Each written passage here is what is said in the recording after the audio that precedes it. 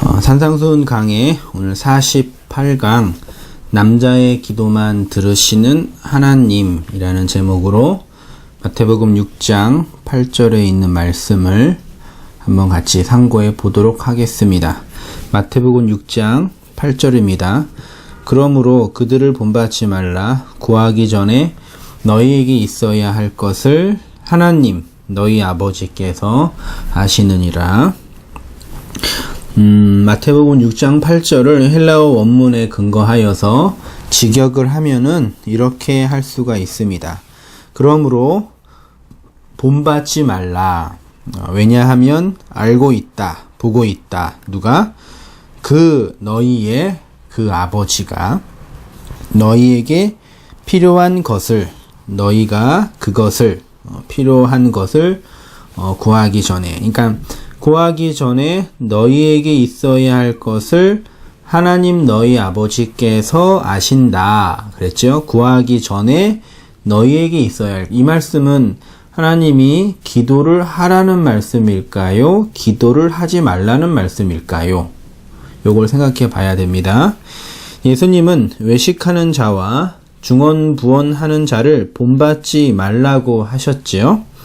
왜냐하면 너희의 아버지가 너희에게 필요한 것을 구하기 전에 너희에게 있어야 할 것을 아시기 때문입니다.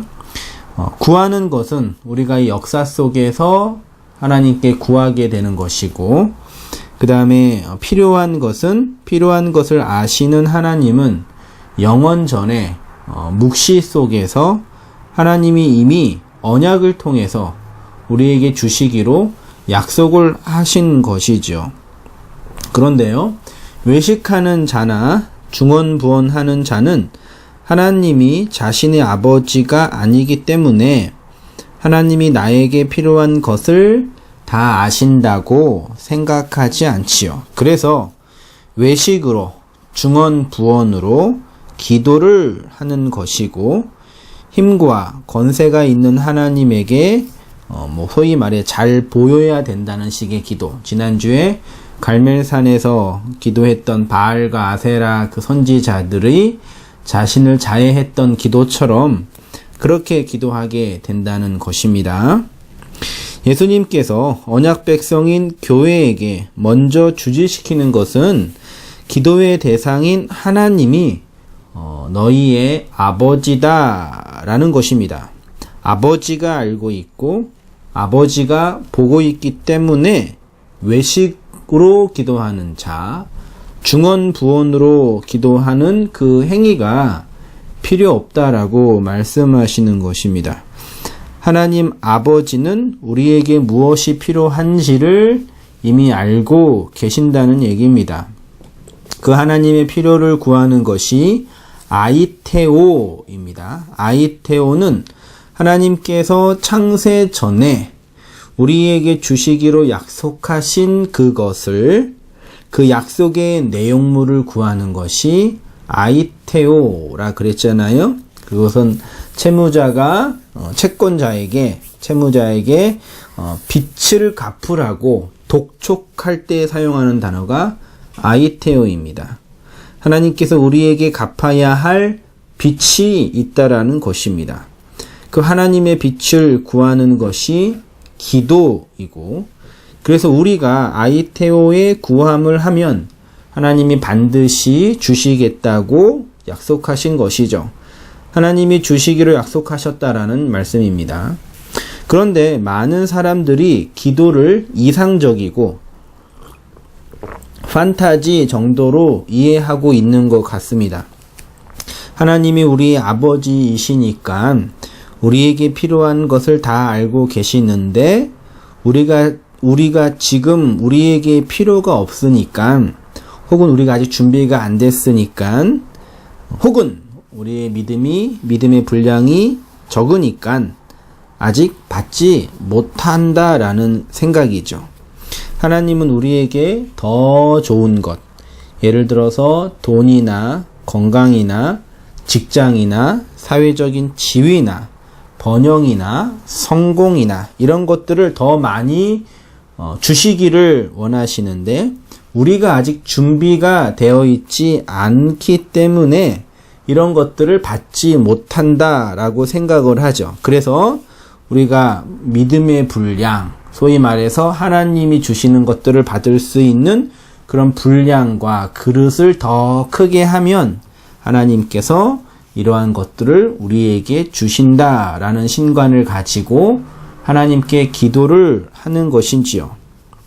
이런 것은 하나님에 대한 오해와 왜곡된 지식에서부터 출발된 기도입니다. 물론 우리가 신앙생활을 하면서 우리의 인생에 필요한 것들을 구하고 간구하는 과정들이 있게 됩니다. 그런 과정들이 나쁘다, 저급한 거다. 전 그렇게 말씀드리지 않습니다.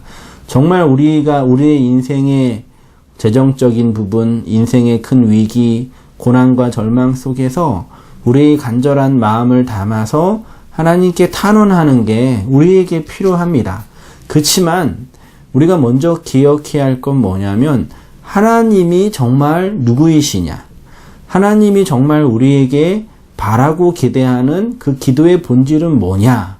그걸 먼저 알지 않는 상태에서 이런 것들을 나열하고 기도하는 것은 다른 모든 보편 종교와 비교할 때 다를 것이 없다라는 얘기입니다. 왜냐하면 지금 제가 말씀드린 이런 식의 기도는 모든 종교 안에 다 있는 자신들만의 종교 행위라는 얘기죠.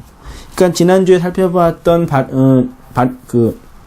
바알과 아세라 선지자들의 그 열렬한 기도 있지 않습니까? 하루 종일 뛰면서 부르짖으면서 심지어 자기 몸을 자해하면서까지 열렬하고 간절하게 기도했던 그 기도의 열정, 그것 자체가 하나님 우리에게 원하시는 게 아니라는 얘기죠. 여러분 이런 부분을 오해하지 않으셨으면 좋겠어요. 이런 우리 이 땅에 필요한 이런 것들의 기도 하나님께서 뭐 상관도 안 하신다. 하나님은 고차원의 초월적인 하나님이시기 때문에 그런 것들만 구해야 된다. 그렇게 할 필요 없습니다.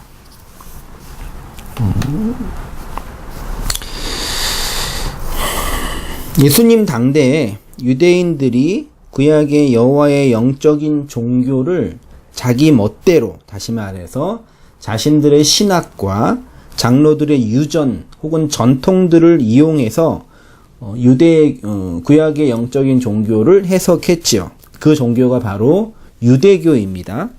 그래서 예수님은 유대교의 종교 지도자들과 유대인들을 신랄하게 비판하고 탄핵을 한 것입니다. 왜요? 구약부터 흐르는 참된 여호와의 종교에서부터 많이 멀어졌기 때문이죠. 자신이 유대인으로 태어나셨음에도 불구하고 구약에 흐르고 있는 참된 여호와의 종교, 소위 말해 아브라함의 종교, 영적인 종교를 왜곡시킨 유대교도들, 유대교의 종교 지도자들을 독사의 새끼라고 비난하신 거죠. 마태복음 23장 13절 이하에 보시기 바랍니다. 화 있을진저 외식하는 서기관들과 바리새인들이여, 너희는 천국 문을 사람 앞에서 닫고 너희도 들어가지 않고 들어가려 하는 자도 들어가지 못하게 하는도다. 마태복음 23장 15절 화 있을진저 외식하는 서기관들과 바리새인들이여, 너희는 교인 한 사람을 얻기 위하여 바다와 육지를 두루 다니다가 생기면 너희보다 배나 더 지옥 자식이 되게 하는도다.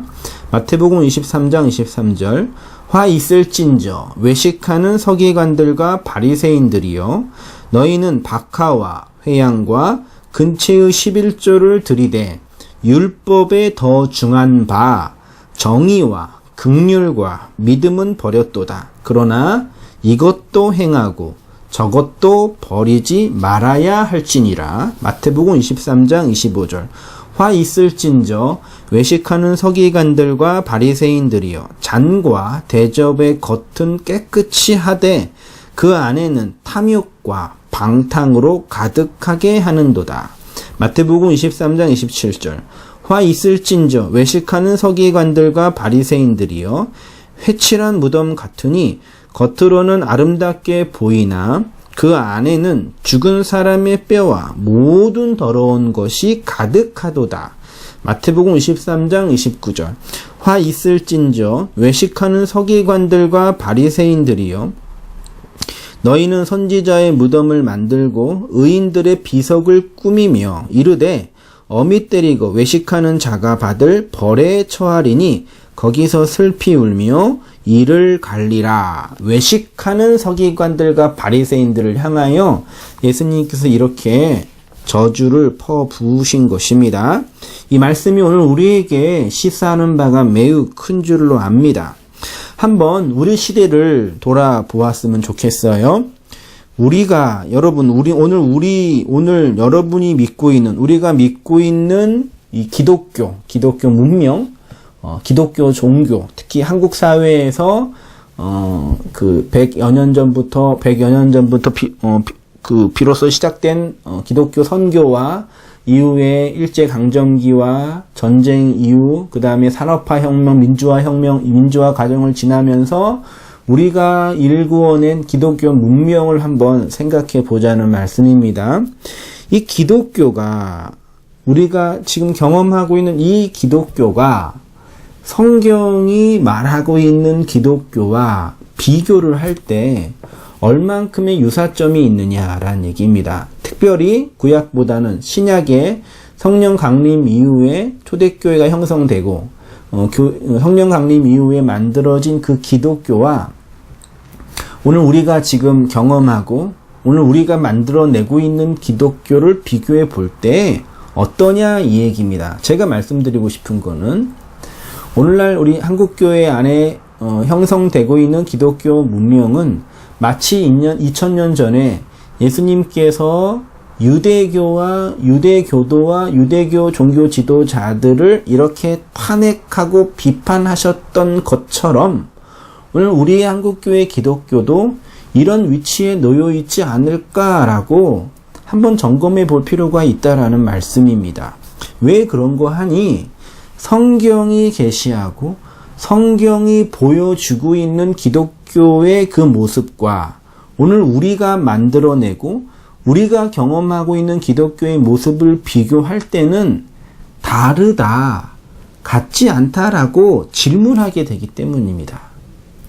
지금 저는 교회 전통이 말하는 기독교, 교회 목사들이 말하고 있는 기독교, 혹은 신학교 교수들이 말하고 있는 기독교에 대해서 말하는 게 아니고 성경이 말하는 기독교, 특별히 신약 성경이, 특별히 예수 그리스도가, 예수님이 우리에게 말씀하신 그 성경과 비교해 볼 때 그 성경의 사상을 얼마만큼 잘 반영하여 기독교 문명을 일구고 있는지를 한번 돌아보자라는 말씀이에요.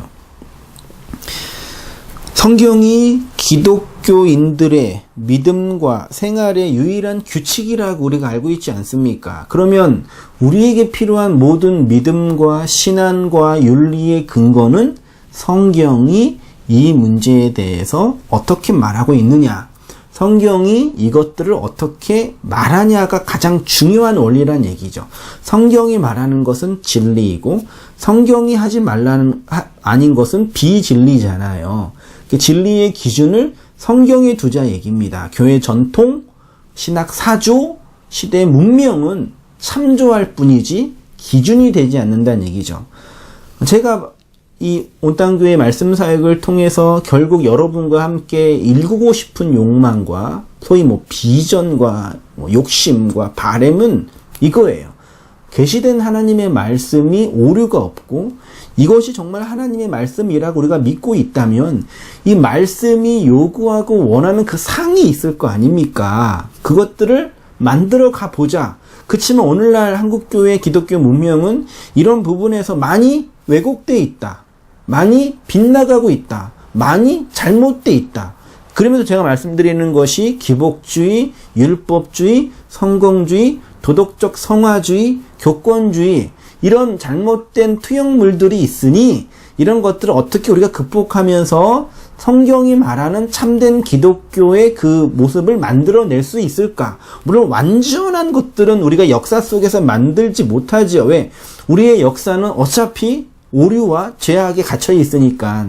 그렇지만 성경이 성령 강림 이후에 만들어졌던 그 교회의 그 모습들 속에서 어떻게 하면 완전한 교회의 모습, 물론 지역교회도 포함되는 겁니다, 일구어낼 수 있을까가 온 땅 교회의 말씀 사역의 가장 중요한 목표이고 가치라고 드릴 수가 있습니다. 왜요? 성경이 믿음과 생활의 유일한 규칙이고 원리이기 때문입니다.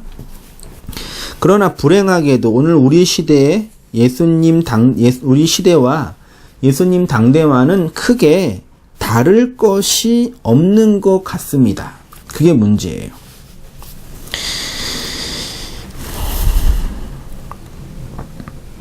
이렇게 가다가는 사고가 날 것 같고, 이렇게 가다가는 망할 것 같다라는 직감이 있는 거죠.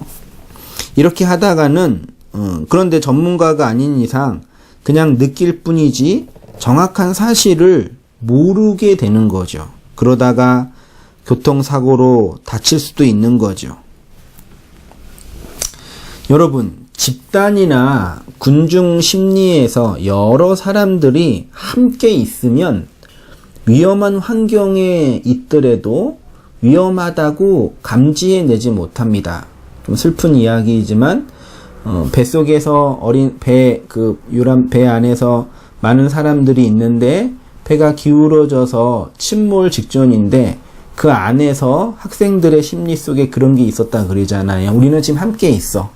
우리는 지금 같이 있으니까 어려움이 닥쳐도 괜찮을 거야. 이런 식의 심리가 모든 사람한테, 특히 이제 군중, 다수의 그런 집단 속에 있다라는 얘기예요. 종교의 영역도 마찬가지라고 생각이 듭니다. 많은 사람들이 믿고 있는 기독교, 역사와 전통이 만들어낸 기독교이기 때문에 안전하다, 참되다, 바르다 라고 하는 것은 한번 생각해 보아야 된다는 얘기입니다. 진리는 진리로 규정되어야지 많은 사람들이 믿고 있기 때문에, 전통이 그렇게 말하고 있기 때문에 하면은 안 된다라는 것이죠.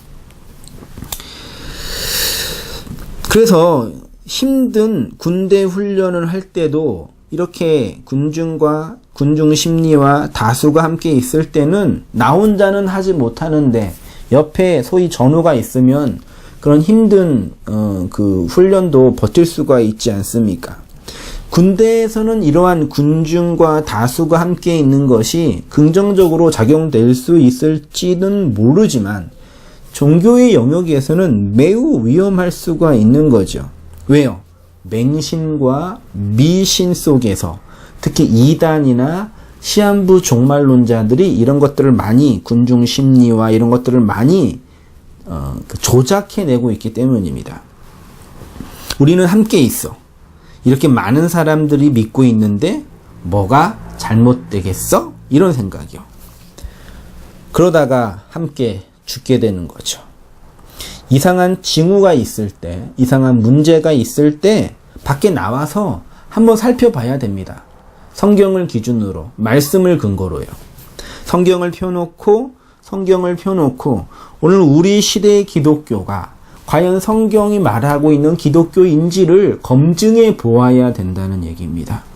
그래서 우리에게 정말 필요한 것은 뭐 교회 2000년의 교회의 전통과 교회의 역사도 필요하고 많은 사람들의 의견도 필요하지만 가장 필요한 것은 계시된 성경과 이 계시된 성경의 진리를 설명해 낼 줄 아는 교사가 필요한 거예요. 참 그런 힘든 일을 이 온땅교회가 지금 하려고 하고 있으니 그렇습니다. 내가 믿고 있는 예수가 성경이 말하고 있는 예수인지를 검증해 내야죠. 내가 알고 있는 하나님이 성경이 말하고 있는 하나님인지를 검증해 내야죠. 이게 제일 중요하지 않습니까? 오늘 우리가 생각하는 보편적인 기도가 무엇이겠습니까? 무엇이든지 열심히 구하고 열렬히 간구하면 하늘도 스스로 돕는 자를 도우니까 그런 나를 어여삐 받아주실 거야. 이런 생각이 있다는 얘기죠. 그래서 찬양을 열심히 부른다든지 밤새도록 기도를 하면 하나님께서 들으실 거야.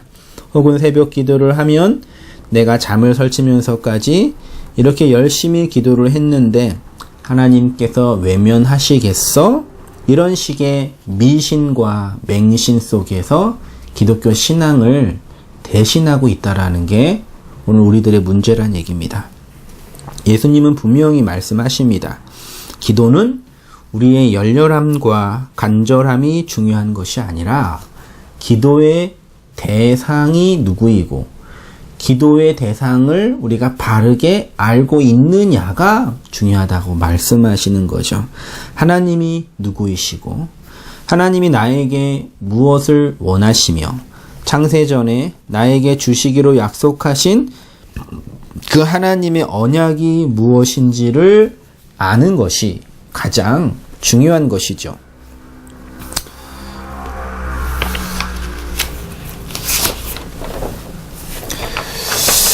저의 질문은 이것입니다. 하나님은 우리가 구하기 전에 필요한 것이 무엇인지 다 알고 계신다고 말씀하시는데 구하기 전에 너희에게 있어야 할 것이 무엇인지 다 아신다고 말씀하시는데 그럼 이런 질문을 할 수 있죠. 그러면 왜 하나님은 기도를 하라고 하셨냐? 우리가 무엇이 필요한지를 하나님은 다 알고 계시는데 그러면 하나님은 왜 우리에게 기도를 하라고 하셨냐? 이 문제입니다. 제가 이 문제 때문에 고민을 하다가 몇몇 그 주석과 성경 해석자, 성경 교사들의 책을 살펴보았어요. 힐이라는 주석가는 이렇게 본문을 주해했습니다. 하나님은 이전부터 그 간구하는 자의 삶에 깊이 개입해 오신 분으로서 그 필요를 익히 알고 계신다. 그런데 하나님이 그 필요를 모두 알고 계신다는 사실을 오해하여서 전혀 간구할 필요가 없다고 생각할 수 있다. 그러나 하나님은 당신의 자녀들과의 인격적인 대화를 원하시며 힐은 기도의 목적이 뭐냐? 하나님과 인격적인 대화다. 두 번째로는 또 그들이 당신께 대한 깊은 신뢰감을 지니기를 원하시기 때문에 구하라라고 명령하신 것이다. 라는 얘기예요. 그러니까 힐 주석에 의하면 우리가 왜 우리의 필요를 다 알고 계시는 하나님께 기도를 해야 되냐? 하나님과 인격적으로 관계를 맺기 위해서다. 그리고 하나님에 대한 우리의 신뢰감을 표현하기 위해서다. 이렇게 이제 표현을 했어요. 반론을 제가 한다면 여러분 솔직히 기도를 하실 때 하나님과 인격적인 관계 안에서 기도가 되십니까? 잘 생각해 보세요. 우리가 철야를 하거나 새벽 기도를 하거나 하나님께 간절히 기도를 할 때 그 초월자이신 하나님과 우리와 인격적인 관계가 형성이 정말 됩니까? 우리 흔히 기도를 하고 나서 내가 이렇게 기도하니까 하나님이 나한테 이런 마음을 주셨다. 또 혹은 누구를 위해서 중보 기도를 할 때 내가 너를 위해서 이렇게 기도를 하니까 하나님이 이런 마음을 주셨다라고 서슴없이 얘기를 합니다. 그렇지만 그거는 하나님이 주신 마음이 아니라 우리가 느낀 거예요. 그렇죠. 하나님과 인격적으로 교제한다는 거는 그런 유의 것이 아닙니다. 저도 여러 교회에서 분목사로 부교육자로 섬기면서 신앙에 대해서 많은 사람들과 소위 말해 기도를 많이 하는 기도빨이 강한 그런 권사님들 이런 분들과 이렇게 신앙적인 교제를 하면서 이런 식의 얘기를 정말 많이 들었습니다. 기도를 했는데 하나님이 이렇게 말씀해 주셨어. 이런 걸 서슴없이 얘기를 하세요. 그렇지만 우리가 하나님과 인격적으로 기도 안에서 관계를 맺는다는 것은 불가능합니다. 믿음 없는 언사처럼 들릴 수 있지만 피조물인 인간이 초월주이신 하나님과 관계를 맺으면 우린 죽어요. 우리는 우리는 그냥 먼지처럼 사라지게 돼요. 그게 피조물인 인간과 창조주인 하나님과의 관계예요. 그러니까 힐의 이런 주석은 매우 가난한 설명이죠. 우리 입장에, 우리의 종교적인 것들을 북돋아 주는 차원에서는 되게 긍정적이지만 실제가 아니죠. 실제가 아닙니다. 기독교 역사의 중요한 성경 교사인 칼빈은 그의 주석집에서 이렇게 본문을 주의했습니다. 기도의 목적을 생각하면 대답은 간단하다.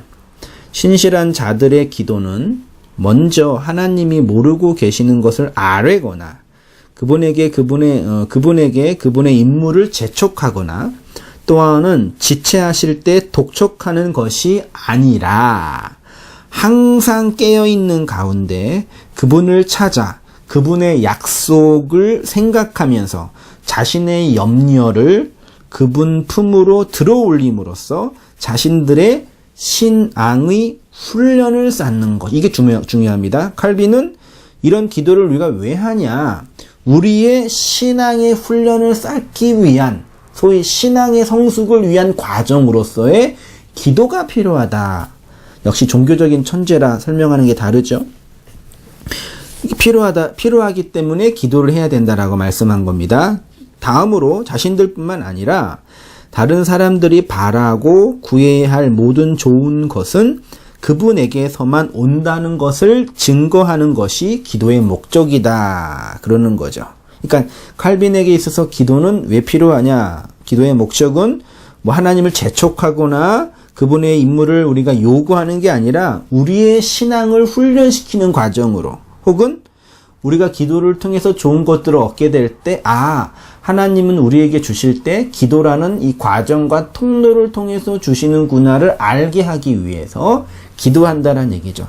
사실 칼빈과 힐의 주석은 오늘 우리가 보편적으로 알고 있는 기도의 목적이고 기도의 내용이 우리가 기도를 많이 하든지 적게 하든지 안 하든지 간에 상식적으로 알고 있는 기도에 대한 보편적인 설명입니다. 근데 정말 그럴까라는 의문이 생기는 거예요, 저는요. 기도를 많이 하고 기도를 열렬하게 하고 기도를 간절하게 하면 우리의 신앙의 훈련이 되냐 이게. 그러면 신앙이 훈련의 대상입니까? 하나님과 우리의 관계가 신앙의 훈련으로 가능하게 될까요? 물론 제자훈련이나 신앙의 단계를 인정하는 분들에게는 이러한 훈련과 과정이 있다고 말해요. 정말 그럴까라는 의문이 드는 거죠.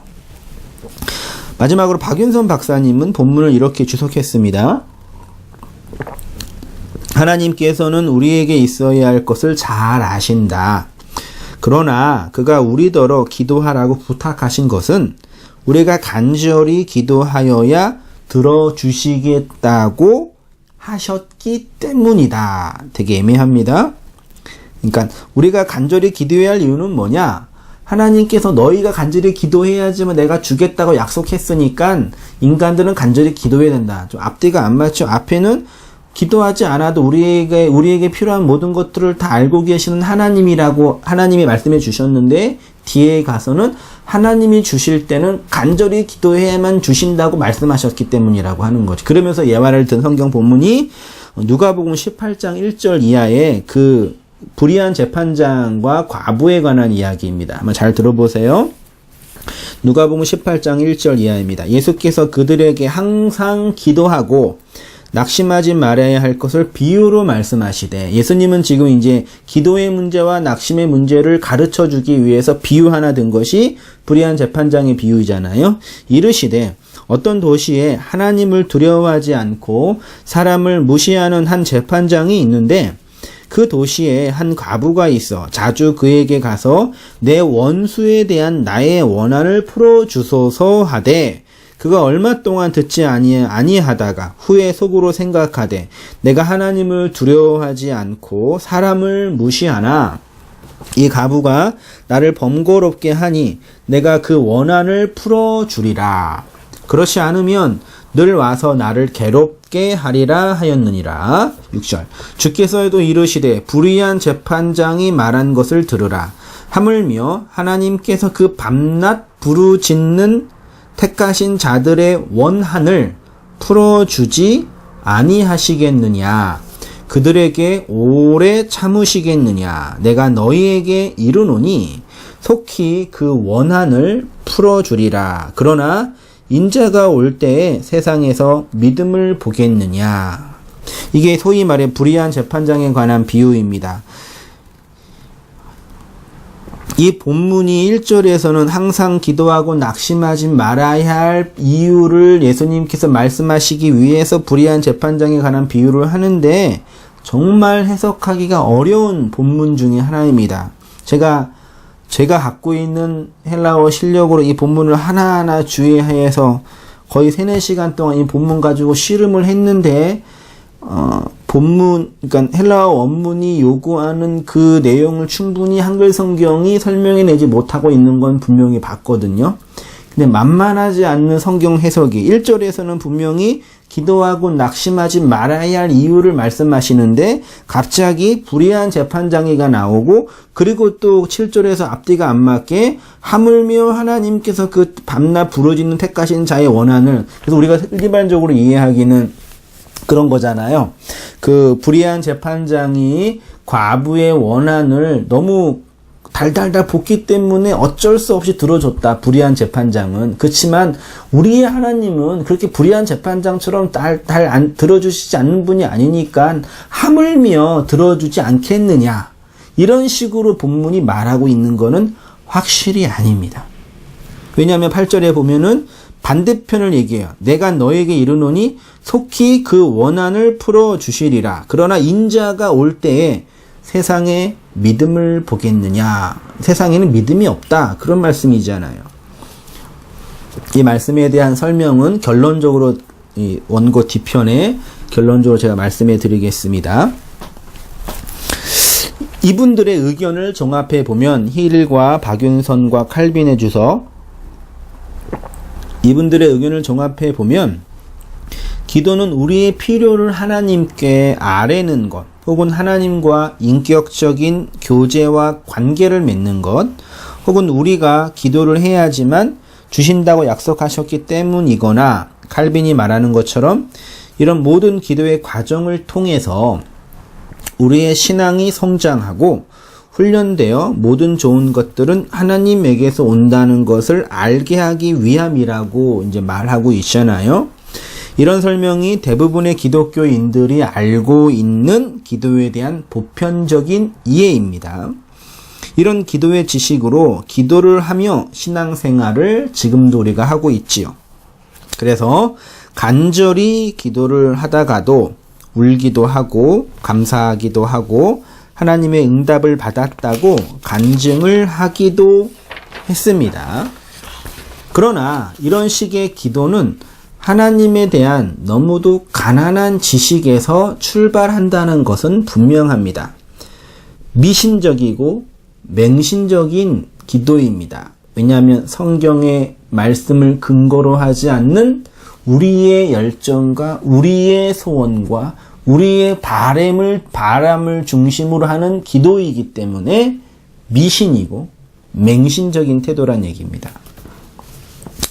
이런 류의 기도는 기독교에서만 하는 기도가 아니고 다른 모든 보편 종교에서 다 하고 있고요.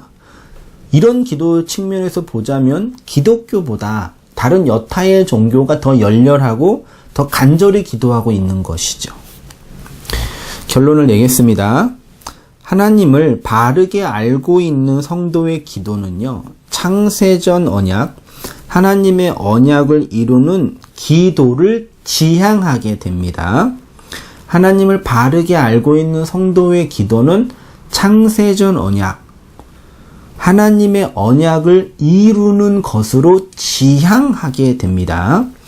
우리의 모든 기도는 예수 그리스도의 이름으로 기도합니다 라고 배웠어요. 우리가 기도할 때 예수님의 이름으로 기도합니다 라고 마치지 않으면 기도가 끝나지 않고 그렇게 기도하면 안 된다라고 우리가 알고 있잖아요. 거기에 오늘 말씀 강론에 소위 말해 답이 있다고 저는 생각이 들어요. 예수님의 이름으로 기도합니다라는 거는 그냥 이름이라는 어떠한 용어나 혹은 주문과 규칙이 아니라 예수님의 이름은 예수님의 말씀이란 얘기죠. 예수님의 언약이란 얘기죠. 그래서 우리의 모든 기도는 예수 그리스도에 의해서 수렴된다. 혹은 예수 그리스도가 받아서 가지고 간다의 의미가 내포되어 있는 거죠. 예수님의 이름으로 기도한다는 의미는 우리의 모든 기도는 예수 그리스도로 수렴된다. 소위 말해서 기독론 중심의 기도가 된다라고 말할 수 있고, 또 한 가지는 그 모든 기도는 예수님이 받아서 하나님께 간다라는 의미가 있는 거잖아요. 그래서 예수님의 이름으로 기도합니다라고 다 하잖아요, 우리가요. 하나님은 오직 남자의 기도만 들으신다고 하셨어요. 하나님은 여자의 기도를 듣지 않습니다. 소위 말해 여자와는 이야기하지 않습니다. 이게 무슨 말씀인지 잘 들어보세요. 여자가 아무리 열렬히 기도를 하고 바알과 아세라 선지자들처럼 자신의 몸을 자해를 해도 하나님은, 초월자는 여자와 상관하지 않습니다. 하나님은 오직 남자가 누구입니까? 예수 그리스도죠. 하나님은 오직 예수 그리스도의 기도만 들으십니다.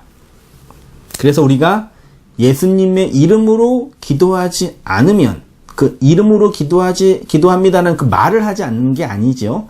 예수님의 이름으로 기도하지 않으면 그 기도는 소위 말해 말짱 도루묵이 되는 거예요.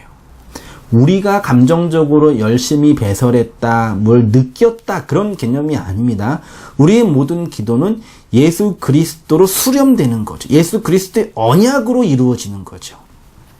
그 예가 민수기 30장에 있습니다. 제가 원고에는 누가복음이라고 정말 치명적인 오타를 했는데, 민수기 30장 1절 이하에 그 소위 여자의 서원이라는 이야기가 있어요. 구약성경 민수기 별로 보지 않는 성경 본문인데 이런 본문을 잘 보셔야 됩니다. 민수기 30장 1절 이하, 좀 긴데 제가 한번 읽어볼 테니까 여러분도 원고를 보시면서 함께 보시기 바랍니다. 민수기 30장 1절 이하입니다. 모세가 이스라엘 자손 지파의 수령들에게 말하여 이르되, 여호와의 명령이 이러하니라. 사람이 여호와께 서원하였거나 결심하고 서약하였으면 깨트리지 말고 그가 입으로 말한 대로 다 이행할 것이니라. 서원한 거 다 지켜야 된다고 하십니다. 3절. 또 여자가 만일 어려서 그 아버지 집에 있을 때에 여호와께 서원한 일이나 스스로 결심하려고 한 일이 있다고 하자. 4절. 그의 아버지가 그의 서원이나 그가 결심한 서약을 듣고도 그에게 아무 말이 없으면 그의 모든 서원을 행할 것이요, 그가 결심한 서약을 지킬 것이니라. 그러나 5절. 그의 아버지가 그것을 듣는 날에 허락하지 아니하면 그의 서원과 결심한 서약을 이루지 못할 것이니 그의 아버지가 허락하지 아니하였은즉 여호와께서 사하시리라. 이 무슨 말씀인지 금방 이해되시죠? 여자가 집에서 서원을 했는데 아버지가 야 딸아 그 서원 안 지켜도 돼. 그러면 하나님도 안 지켜도 돼요. 왜요? 남자, 아버지가 그 서약에 지키는 것과 지키지 않은 권한을 가지고 있다고 하나님이 위임해 주셨다는 얘기죠. 남자에게요. 6절입니다. 또 혹시 남편을 맞을 때 서원이나 결심한 서약을 경솔하게 그의 입술로 말하였으면 그의 남편이 그것을 듣고 그 듣는 날에 그에게 아무 말이 없으면 그 서원을 이행할 것이요. 똑같지요. 그가 결심한 서약을 지킬 것이니라. 그러나 그의 남편이 그것을 듣는 날에 허락하지 아니하면 그 서원과 결심하려고 경솔하게 입술로 말한 서약은 무효가 될 것이니 여호와께서 그 여자를 사하시리라. 남편도 남편이 있는 여자도 아까 딸과 같은 거예요. 남자가 아무 말 하지 않으면 그 서약을 지켜야 되는데 남편이 여보 그거 지키지 안 지켜도 돼 그러면은 안 지켜도 돼. 하나님이 위임하셨다는 얘기죠. 그럼 9절 보시면 과부나 이혼당한 여자의 서원. 과부나 이혼당한 여자는 누가 없는 사람이에요? 남편이 없는 사람이죠.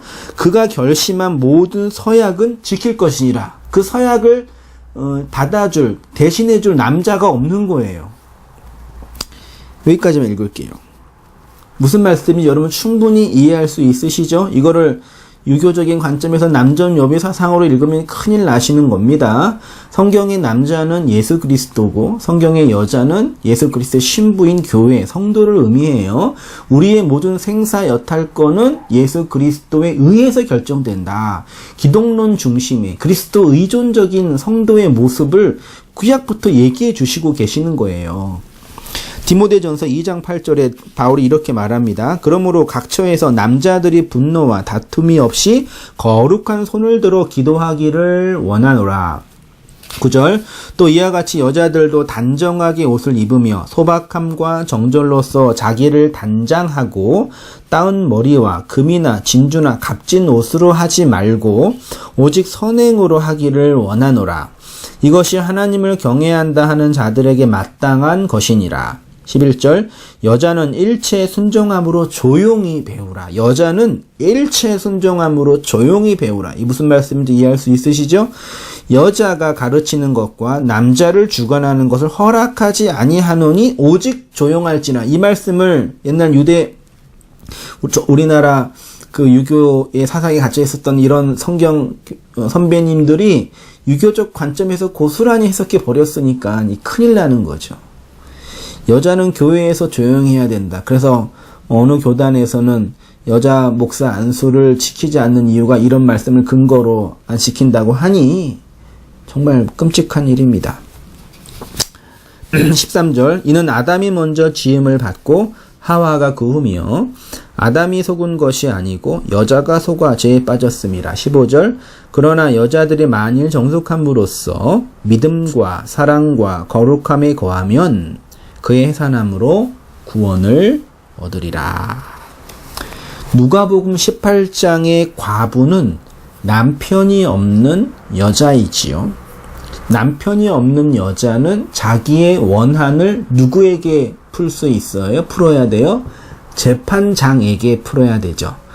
성경의 재판장은 다 그런 건 아니지만 자주 율법을 상징할 때가 많이 있습니다. 특별히 마태복음 5장에 예수님께서 한 푼이라도 갚지 않고서는 옥에서 나오지 못한다는 그 말씀 속에서 너희가 길을 가다가 송사할 때 그 송사하는 사람이 재판장에게 넣어준다 그랬잖아요. 그때 그 재판장은 확실히 율법을 설명하고 있거든요. 율법주의, 율법의 세상. 그러면 이게 율법이라고 해석을 한다면 남편 없는 과부는 은혜의 남편이 없는 예수 그리스도의 구속의 은혜가 없는 과부는 율법 아래서 자신의 원통함을 풀 수밖에 없다는 얘기죠. 그런데 율법은 어떻게 해요? 인과율이잖아요. 우리의 노력과 행위로 나를 규정하잖아요. 그러니까 싸우고 투쟁하고 노력해야지만 겨우겨우 얻을 수가 있는 거죠. 그래서 예수님이 불의한 재판장이라고 설명하신 거예요. 그러나 남편이 있는 성도는요, 율법의 재판장에게 갈 필요가 없지요.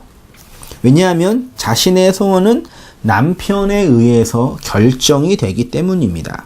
남편이 서원한 것을 허락하지 않으면 안 해도 되는 겁니다. 남편으로 인해서 여호와께서 그 여자의 서원을 사하여 주신다고 말씀하셨잖아요. 그래서 남편 있는 여자는 그 남편에게 순종하고 남편의 말을 잘 들어야 합니다.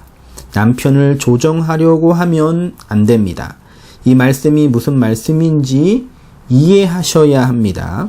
단순히 가정에서 남편과 아내의 이야기를 하고 있는 것이 아닙니다. 이해 못하시면 어쩌면 여러분은 남편이 없는 과부일지도 모르니 말씀을 천천히 공부하시면서 이 율법과 은혜의 원리, 은혜 안에서의 신자의 삶을 깨달으셨으면 좋겠습니다. 율법의 재판관은 과부의 원한을 들어주지 않지요.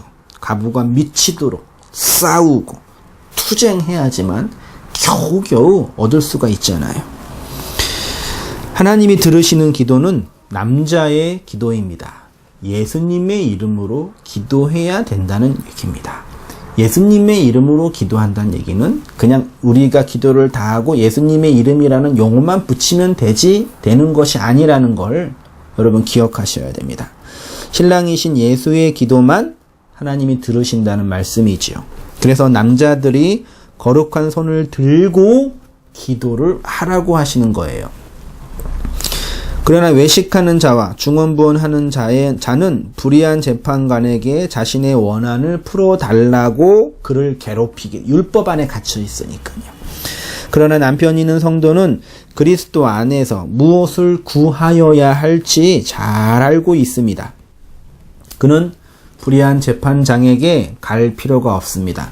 하물며 너희 아버지께서 들어주지 않겠느냐, 그 말씀입니다. 하나님은 신부인 교회가 구하기 전에 뭐 있어야 할지를 잘 알고 계십니다.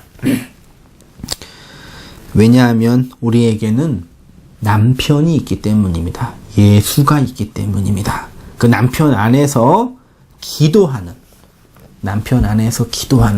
이 말씀이 우리는 더 이상 기도하지 않아도 된다. 우리는 이제 더 이상 외식하는 기도할 필요 없다. 기도 안 해도 된다. 그런 말씀이 아니라는 걸 염두에 주셨으면 좋겠어요. 은혜는 우리를 끊임없이 은혜로 몰입하게 하고 은혜를 추구하게 하는 힘이 있어요. 정말로 진짜로 남자의 기도를, 남자 안에서 하는 기도를, 예수님의 이름으로 하는 기도를 드리는 복된 성도님 되시기를 바라고, 우리들의 작은 이 기도, 믿음 안에서의 기도, 간구, 열렬함을 통해서 하나님의 나라, 나중에 이후에 이제 주기도문 공부할 텐데 하나님의 나라를 하나하나 세워가는데 사용되어지는 도구로 우리 모두가 있기를 주님의 이름으로 부탁을 드립니다. 감사합니다.